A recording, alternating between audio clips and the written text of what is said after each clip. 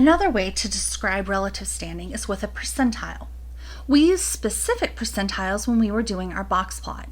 We were specifically using the 25th percentile, the 50th percentile, and the 75th percentile. So the definition of a percentile is it's a number between 0 and 100, and it's the value such that whatever percent of the observations in the data distribution fall at or below that value.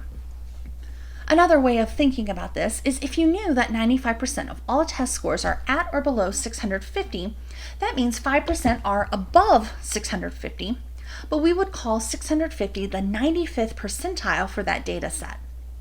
Similarly, if 10% of all scores are at or below 400, then 400 represents the 10th percentile. So percentiles are telling you the cutoff value where you have that percent of the observations below. You might find it helpful to think of this graphically.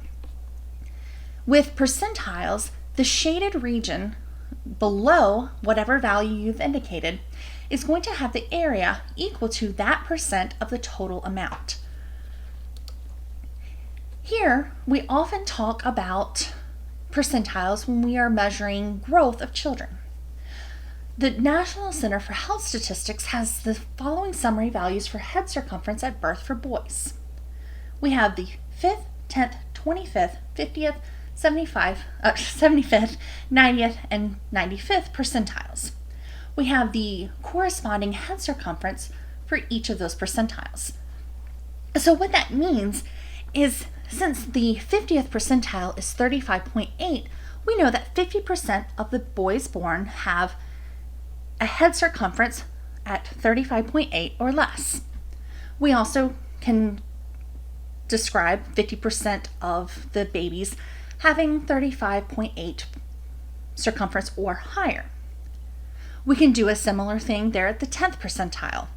We know that 10% of boys born have a head circumference of 33.2 centimeters or smaller. That also tells us that 90% of the boys have a head circumference that's greater than 33.2. Each percentile is giving you the cutoff score where that percentage of values fall below. Sometimes we want to talk about the middle percent. So if you wanted the middle 90th percentile, you would actually need to take the bottom 5th percentile and then the 95th percentile, so that cuts off the top 5%. So anytime you're looking for a middle percentile problem, simply take the remaining percent, divide it by 2, and find the percentiles on both sides.